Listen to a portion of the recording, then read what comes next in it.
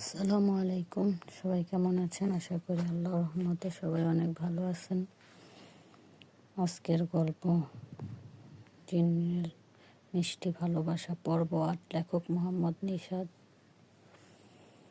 আমরা সরাসরি গল্পতে চলে যাচ্ছি। ইয়াসিনের কথা ইমন সেখান থেকে দৌড়ে বাড়িতে চলে গেলেন।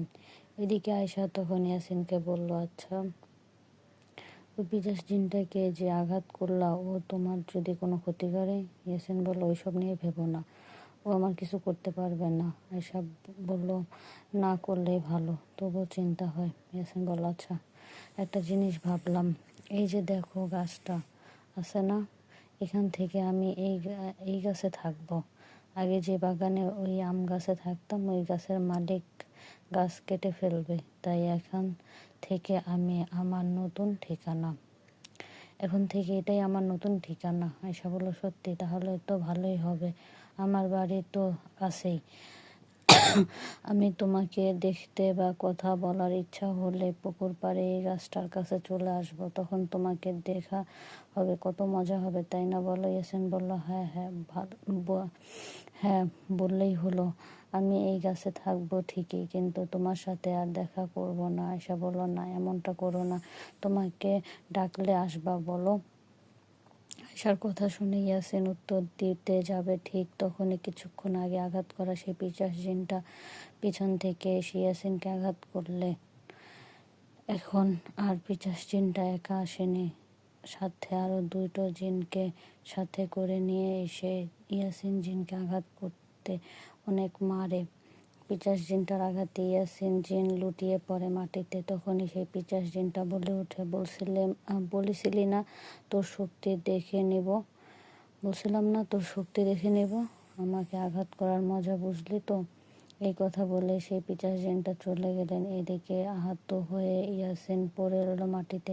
ইয়াসিনের এমন অবস্থায় আয়শা দৌড়ে ইয়াসিনের কাছে গিয়ে জড়িয়ে ধরলেন। আয়শা কি করবে বুঝতে পারছে না। ইয়াসিনের আহত হয়ে পড়ে আছে, তাকে নিয়ে কোথায় যাবে, কি করবে? এমন অবস্থায় ইয়াসিন আয়শাকে বললেন, আয়শা, চোখে বন্ধ করো, কোনো কথা বলো না। ইয়াসিনের কথা আয়শা চোখ বন্ধ করলেন। চোখ বন্ধ করে 2-1 মিনিট পর ইয়াসিন বলল, আয়শা, চোখ খোলো। ইয়াসিনের কথায় আয়শা চোখ খুলে দেখলেন সে এক অজানা জায়গায় চলে আসছে। আশেপাশে দেখে মনে হয় এটা জিনেদের রাজ্য। আয়শা কিছু বলতে গেলে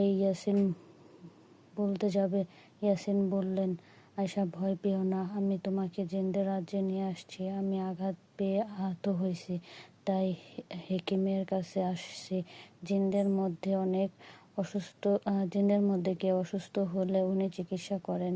ইয়াসিনের কথায় আয়শা চুপ করে বসে রইলেন। এদিকে হেকিম ইয়াসিন জিনের চিকিৎসা করে শরীরে ওষুধ লাগিয়ে দিলেন। হেকিমের কাছ থেকে চিকিৎসা নিয়ে ইয়াসিন আয়শাকে নিয়ে একটা জঙ্গলের মতো জায়গায় গেলেন। সেখানে গিয়ে আয়শা অবাক হয়ে জিজ্ঞেস করলেন, আরে দেখো, ওই এরা ওই পিশাচ জিনগুলা না যে একটু আগে তোমাকে আঘাত করে এমন করছে? ইয়াসিন বলল, হ্যাঁ, এরাই তারা, এদের ধরে নিয়ে আসা হয়েছে আমাকে পিছন থেকে আঘাত করা, এখন বুঝবে মজা। ইয়াসিনের কথা শুনে পিশাচ জিনগুলা বলতে লাগলেন, আমাদের ছেড়ে দে, নইলে তোকে ছাড়বো না। দেখ, একটা মানুষের জন্য জিন জিন দ্বন্দ্ব লাগাবি না, ছেড়ে দে। কিন্তু পিশাচ জিনের কথায় কোনো কান না দিয়ে ওদেরকে ইচ্ছে মতো মারা হয়। প্রচুর মার খেয়ে সেই জিনগুলো চলে যাওয়ার সময় ইয়াসিন জিনকে বলে, ইয়াসিন, এই মেয়েটার জন্য তুই আমাদের সাথে ঝামেলা করলি, আঘাত করলি, তোকে আমি কোনো না কোনো একদিন আঘাত করব, সেদিন আর রক্ষা পাবি না। এই বলে পিশাচ জিনগুলা চলে যায়। ওরা চলে যাবার পর ইয়াসিন আয়শাকে নিয়ে আবারও পুকুর পাড়ে সেই গাছটার কাছে নিয়ে আসে। সেখানে আসার পর আয়শা বলে, আমার জন্য মিশে ওই জিনগুলোর সাথে ঝামেলা করতে গেলা, তাই না?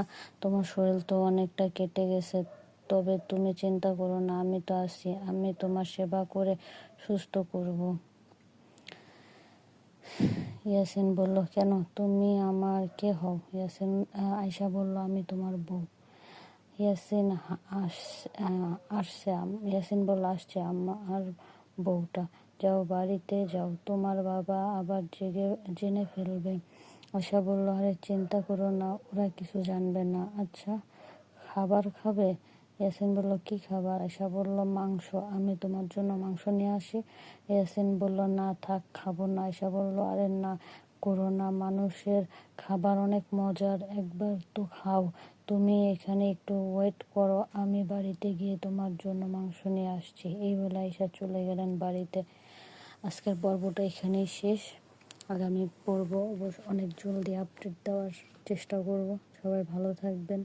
আর আপনাদের সাথে যদি এরকম কোনো ঘটনা ঘটে থাকে, আপনারা অবশ্যই আমাকে মেসেজ করে জানাতে পারেন। আমি আপনাদের সাথে যোগাযোগ করে আপনাদের গল্পগুলো এইভাবে পড়ে শোনানোর চেষ্টা করব। সবাই ভালো থাকবেন, আমার জন্য দোয়া করবেন। আল্লাহ হাফেজ।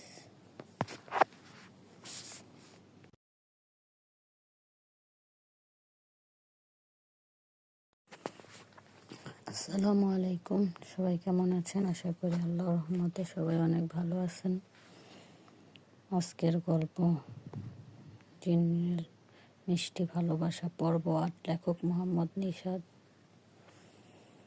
আমরা সরাসরি গল্পতে চলে যাচ্ছি। ইয়াসিনের কথা ইমন সেখান থেকে দৌড়ে বাড়িতে চলে গেলেন। এদিকে আয়শা তখন ইয়াসিনকে বলল, আচ্ছা, ওই পিশাচ জিনটাকে যে আঘাত করলা, ও তোমার যদি কোনো ক্ষতি করে? ইয়াসিন বলল,